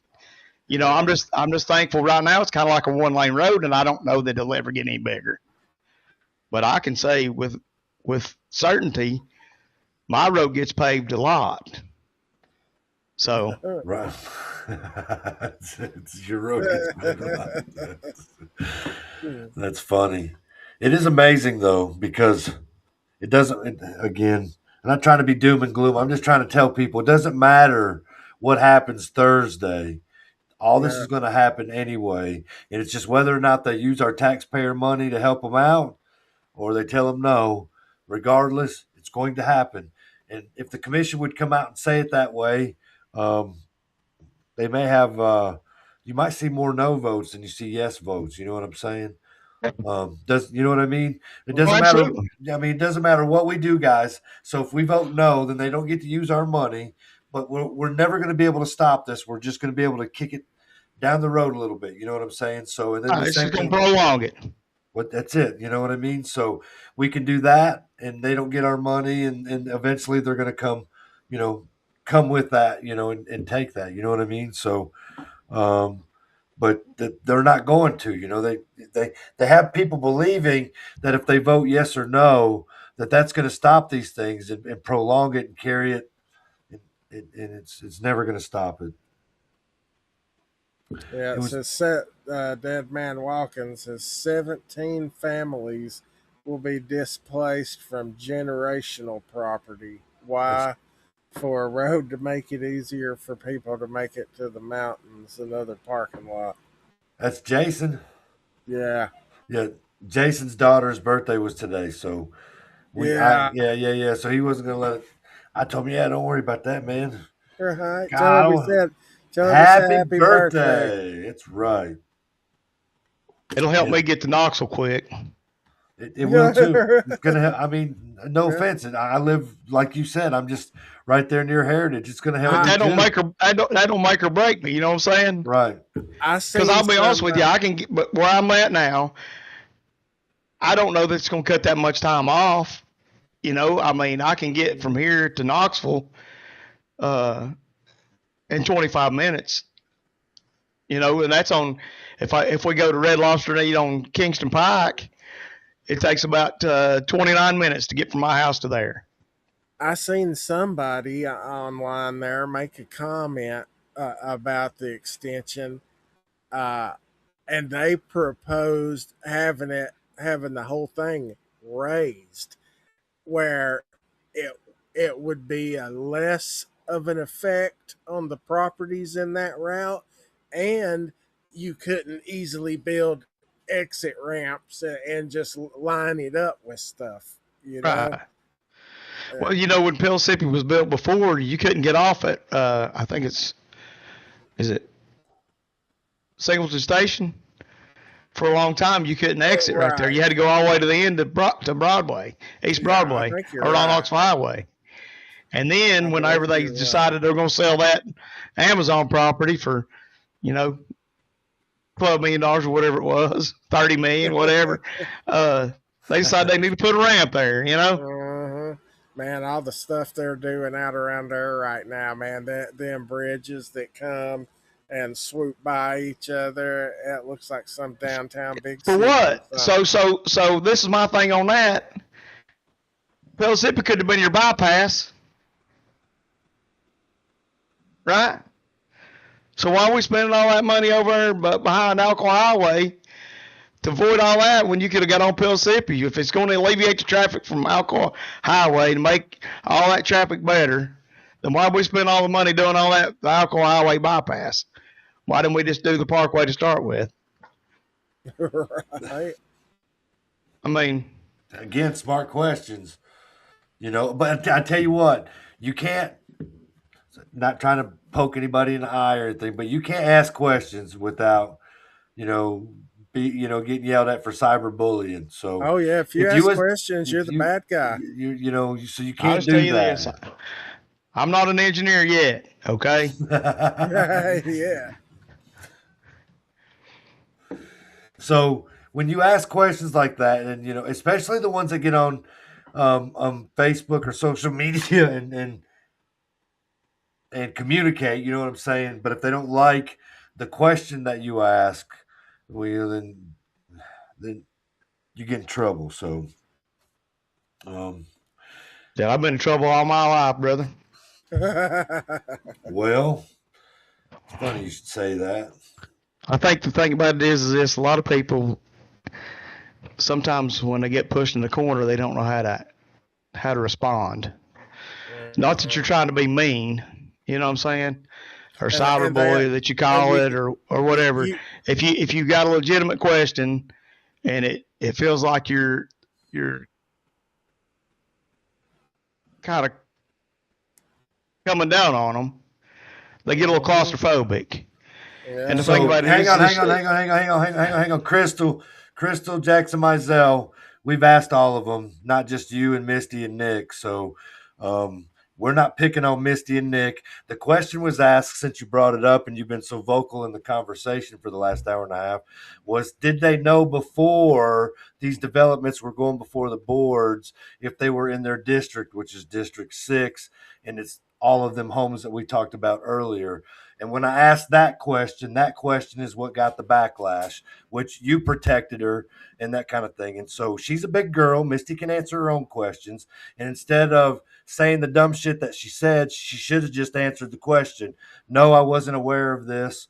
Yes, I was aware of that. So, yes, you can ask questions, and I'll go on a little bit further. Public elected officials are absolutely subject to the court of public opinion. In fact, it is the very foundation of a representative democracy because they hold public office. Their actions, voting records, public decisions, and fitness, how you look, if you're are you physically fit for the office, are matters of public concern. So, no, I asked a question. And I've asked lots of questions, lots of them. I've asked Jared Anderson questions. I don't get a lot of feedback from a bunch of you people, just a few. So part of you are not in my district. I can't wait for Roy Hoot to get sworn in so I can start asking him some questions, right? And we'll see what kind of answers I get or don't get. And so, no, this is my job. This is what you're supposed to do as a citizen. It's our job to make sure that we keep them in check. And I don't understand why you feel the need to protect Misty. So Misty's a big girl. She can do what she wants. And she votes no most times. And so everything I've even written about her says for her district, she votes no most times. She's about the only one that votes no most times. So, As far as that goes, I've never said nothing there. My question was, did she know about these giant cluster developments beforehand? And if she did, why didn't she tell her district what was going on? That's her duty. That's her job. And that's my job to ask those questions. And so, I'm sorry it makes y'all mad, but it ain't cyberbullying and ain't slander. So, the bottom line is voters have fun, I can't say the damn word. Foundational rights to questions, criticize, and challenge the people who represent them. Unless someone is deliberately fabricating damage, lies out of thin air, or making physical threats, speaking out on social media isn't cyberbullying, it's civic engagement. And podcasts like this one do a fantastic job of making sure that happens, because it does not happen in those public spaces up there in that damn courtroom. I'm so sorry. They don't talk and deliberate enough about the things that are going on. And you might think that they do, and that's fine. You're entitled to your opinion. But everything that I've seen and that I've watched, it's not what's going on. I don't know where they're making up their decisions at. Again, like I said, it's possible. It could be group chats. It could be having, barbecues together for all I know. I have no proof.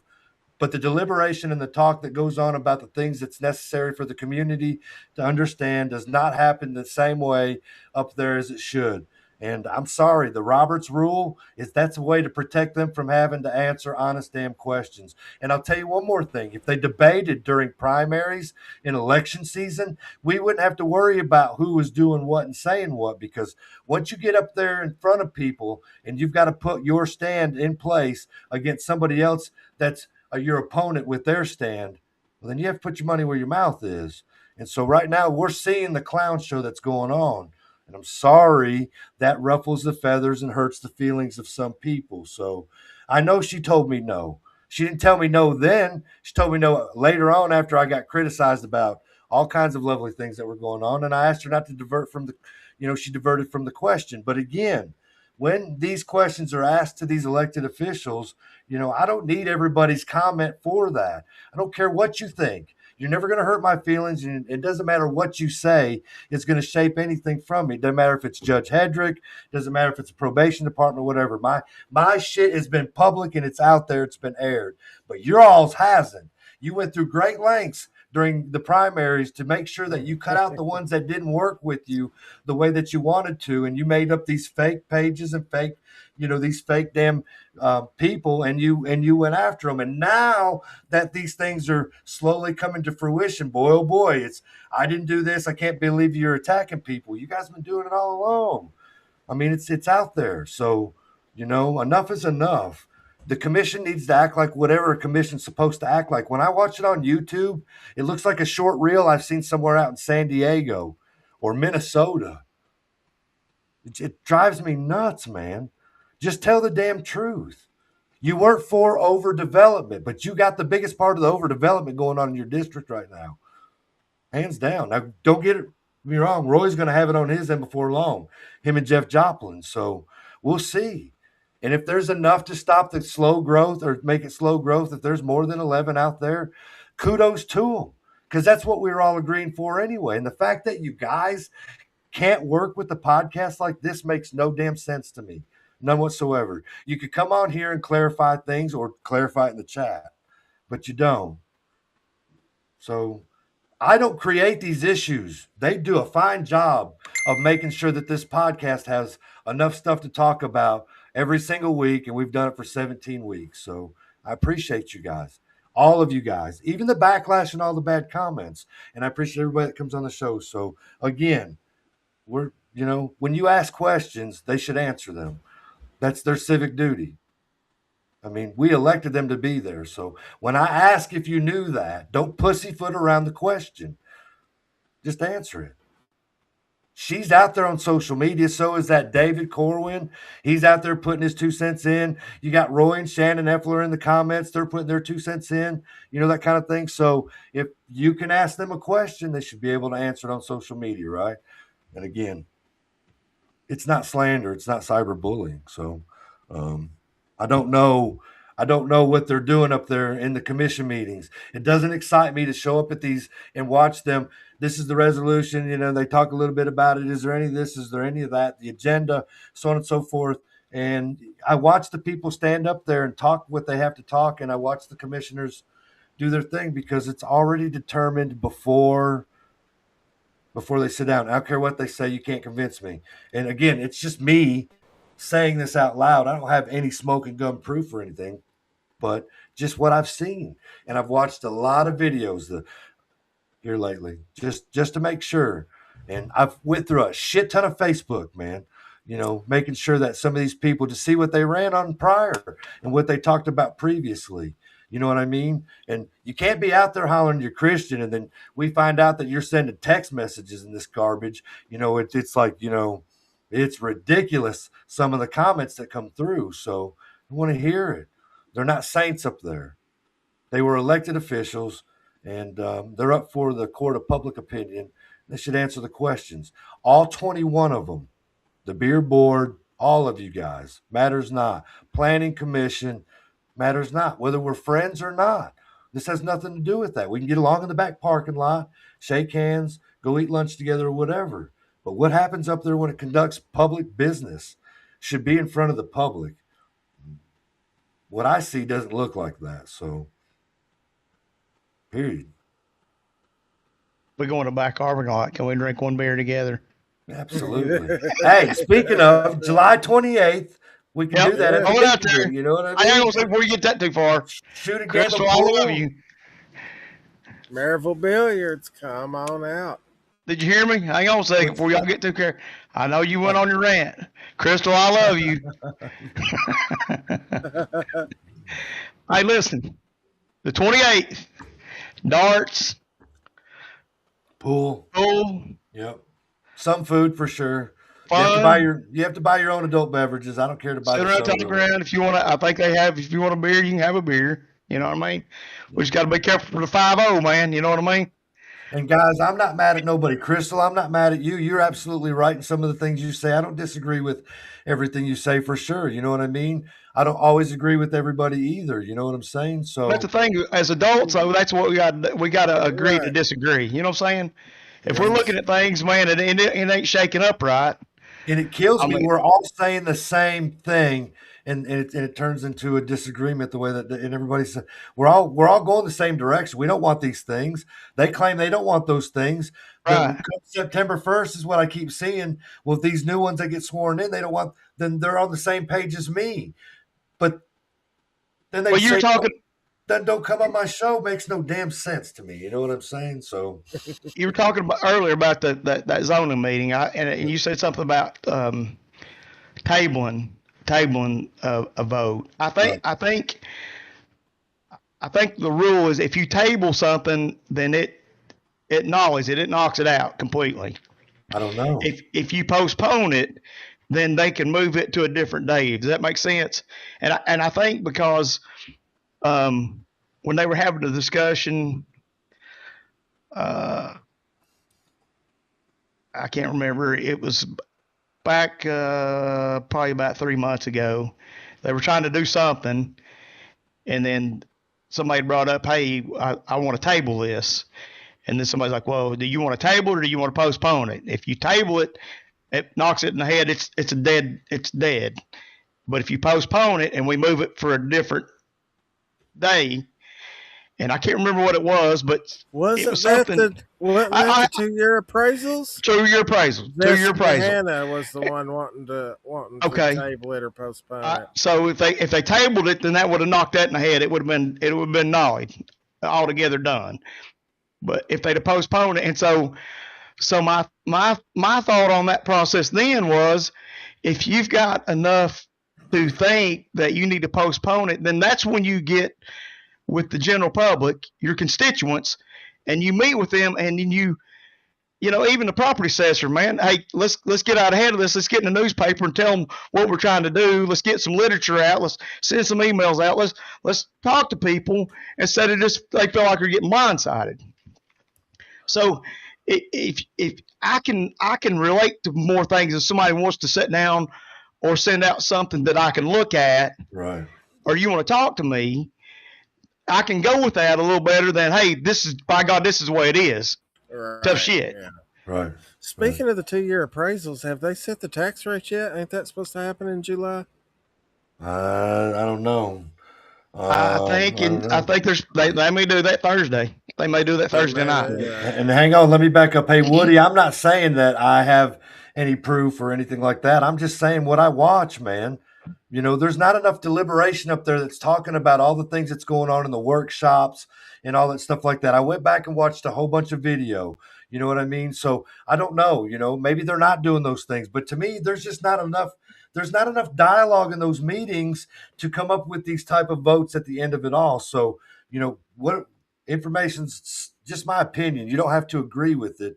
But to say that I need a, you know, proof or evidence or rumor or something like that, it's just my opinion of what I see, what I've watched, and that's my opinion and mine alone. So that's just the way you feel about it. It's how I feel about it, you know. Yeah, again, I mean, it's not, you're not saying it's the gospel. You don't have it's not anything, but right. I mean, sometimes it feels that way. You know what I mean? It feels like that a lot. Well, I mean, just per se the 2-year assessment. You know what I mean? Go back to that. You know, I didn't feel like there was enough information for us or the commission. You know what I'm saying? To vote on that. Right. And like I said, I think that at that time should have been postponed, put off till we as constituents could look at it, citizens, and then the commission look at it and see, and look at the numbers. You see what I'm saying? Whether it will or whether it will not. And so that's the thing. Everybody's so pissed off about that. In 2 years, and 28, when he's up for election, they'll forget all about that. You know what I'm saying? Because something will happen with the tax rate. It'll lower it.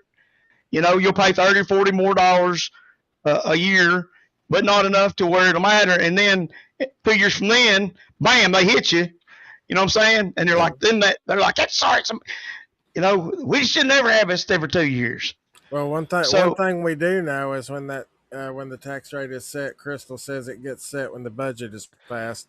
But when that's set, we know now with Jared's resolution that they can't step it up any. They can only lower it or leave it the same. Right. Well, Woody, look, if I talk about it now, then maybe they'll fix that inside the meetings.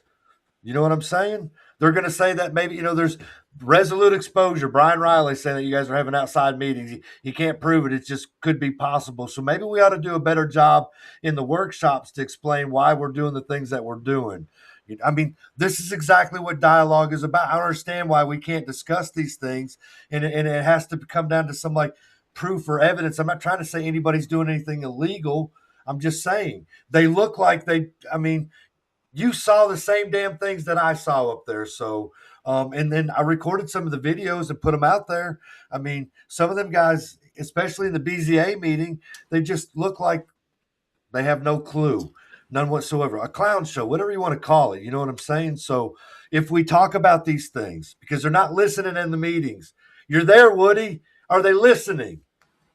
They're not listening in the meetings. They see you up there. They got the card, your name. Either you're part of the agenda or you're not a part of the agenda. So, I mean, you know, And Crystal, I didn't mean to hurt your feelings, and I didn't accuse you of anything. So I'm just saying, you know, if we're going to play this game like this, and it's been a game for a little while, they got caught a little bit. It's nice. So I don't know what the commission's doing. To me, it doesn't do. They don't look like that they're discussing the things, and I'll leave it at that. Everybody knows my damn opinion about it, so you know, it's my show, right? I'm just a guest co-host, maybe. So it's 1:55 into this thing, and I think let's do this. What's that? Let's just keep it blunt, baby. Keep it blunt. Keep it blunt. That's right. Yeah, let's just keep it blunt. You know, come on, man. I do appreciate everybody in their comments. Again, I'm not mad at nobody, man. Again, I don't have any issue. It doesn't upset me to argue with people. You know what I mean? I'm not going to feel one way or another about it. So we can argue and still be friends. I think this is good right here. This is what needs to happen. We can argue and still be friends. This is what needs to happen in the commission right here. Go ahead, Robert. You don't get enough time. It's true. You don't get enough time to do that with the commission. No. All right. Anybody got anything positive? What you need to do, what we all need to do is this. What's that? We need to fill out those cards, and then whenever somebody wants to speak for a long period of time, we'll do like they do in the congressional hearings. We'll pass our time. You know what I mean? Right. But like I said, I mean, I love everybody. I do. And I tell everybody I love them, and I do. And I don't just say that just to be saying it. I say it because I mean it. And I genuinely care about what people think to a point. Yeah. You know what I mean? Mm-hmm. Everybody's got their opinion. Everybody's entitled to their opinion. If you don't like my opinion, then we can still be friends. You know what I mean? We can agree to disagree on some things. But I'll be honest with you, the people that watch us and talk to us and see us talk, 90% of the stuff that we say or do, they agree with. Yeah. But like you said, when you go up there and you've got everybody talking about AI data center, and then they say, well, we have not even talked about AI data center. No. Okay, and that's fine. It came out in the paper, whatever. But then this PPE, and everybody goes up there and talks about it, and they tell overwhelmingly, if you've got 50 people in there and 25 people stand up, or 26 people, that's a majority of your constituents, your citizens in every district. Okay, not just 8, 9. Right. Those are people all over the county that don't want this, and they're going to vote it in.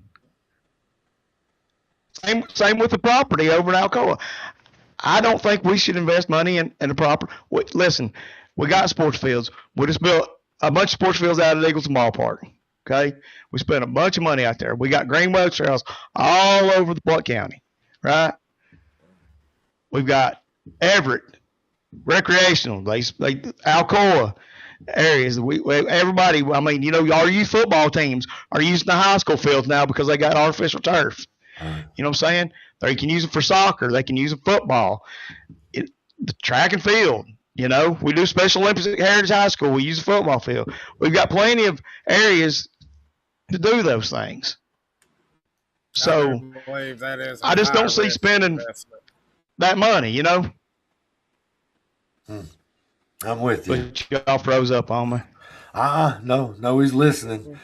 Yeah, he's listening. Robert, you got anything positive to say before we get the hell off this damn show? Must have timed out. Hey man, we're all alive. We're all there. We go. We're all alive. That's right. I mean, you can't ask for much more than that. Can you hear us, or are you on a delay there? Hey, if you can hear me, I love you all. He's delayed. He's on a delay. Let me. We're gonna kick him out. We'll see you later, Alan. See ya. Appreciate that, buddy. Yeah, man. Yeah, so we're alive, we're breathing, and not much else matters, honestly, outside that. I mean, could be a lot worse. Could be a lot worse, yeah. I agree.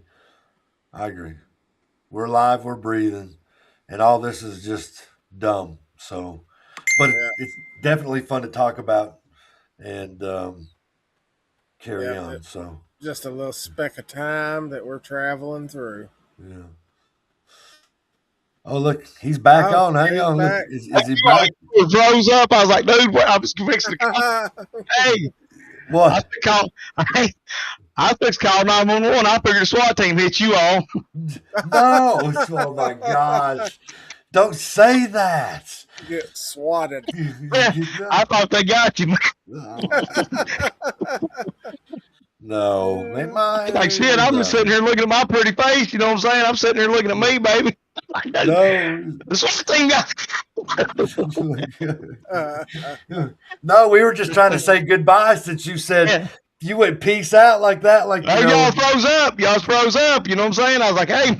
Then I got worried. I thought, damn, Anakin Skywalker, man, got you too. You know, they had him up there in jail this second time I got Anakin.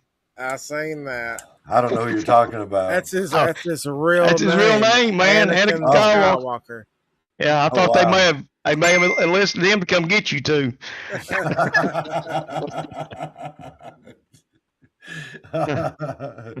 thought him a peace sign, man. When y'all froze up, I was like, hey, he must have got him, dude. Woody says he'll see us all Thursday night. So, yeah. But anyway, we're going to end the show on a good note. That was funny, Alan. You popped back in at the right time. So, yeah, it was good. Yeah. Hey, y'all was getting too serious on me, man. You know what I mean? It's not serious. It's really fun, honestly. So, anyway. But well, I mean, that's the thing. Everybody has the right to their opinion. Here he goes again. And well, I mean, I'm just saying, and even what you're talking about, there's some things like you say, they read the resolutions, bam, bam, bam, bam, bam. Now, how do anybody have any information on that? You know what I mean? Anyway, that's enough. Yeah. I love y'all. Yes. I hope to see y'all Thursday night. It just depends on my work schedule. But you mean at the commission? Yeah. Same thing. I'm in overtime, so I'm going to try to ask if they'll let me leave out of the early to be there. And if they do, then I'll be there. If they say no, then shit happens. All I can say. Well, I've got a couple of dead trees that give me issues at the cemetery, and then a bunch of stuff that's blown out from the last storm that we hadn't got cleaned up yet. So I'm behind, and had a couple. Well, I got 3 mowers down right now, so. You know how it is. This time of year, it's not as easy for me to go as it is wintertime, you know. And that's why I say all those things that they have, like the partnership meetings for the candidates and all that. I mean, I just can't leave work, you know, like other people can. But anyway, I love y'all. All right, man. Have a great week. You too. If I see you Thursday, I see you. If not, I still love you. All right, brother. Yeah. How did he get back in there? Because I can't even kick him out. You're going to have to kick yourself out, Alan. I clicked on all that stuff, man. I know where I'm at. See you later. Love y'all. See you. That's wild. It won't. That's weird. He's gone. I don't know how he bounced right back in like that because it said he was already gone. Like. He did quick, didn't he? So, all right, man. Most likely see you Thursday. You going to be there? Yeah, I should be. Yeah. I'm gonna beg my job. So, all right. Yeah, I'm going to be there. To the best of my ability. It's not worth losing my job, but if I don't lose my job, I'll be there. Yeah. Right. All right, brother. Should be able to make it. I will see you then, man. All right, man. Talk to you then. Later. See you out. Bye. All right. You guys have a good evening. Nice show. Thanks for all the comments, all the people that are inside there. Appreciate it. Good, bad, or ugly. Love y'all. Peace out.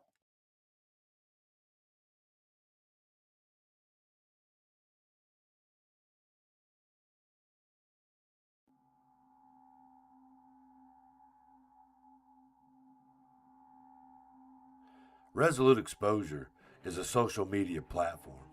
Almost all content on Resolute Exposure is created by citizen journalists. I share content created by citizen journalists who I believe to be the best at finding facts buried deep into the abyss, or outlets who I believe to be best for verifiable information. We have to operate within their system, and we only have the information that they allow us to have. These citizen journalists who nerd out on fact-finding missions and then add their opinion to better inform me to make the best choice for me in this war of narratives is Resolute. This information war is a battle for your mind and ultimately compliance. While mainstream media dismisses social platforms as mere echo chambers for fake news, independent spaces like this prove that shared content and live dialogue actually foster deeper critical thinking. So, I am excited to share the content, in hopes you'll turn off mainstream media, who I believe is just a version of entertainment. So again, welcome to Resolute Exposure.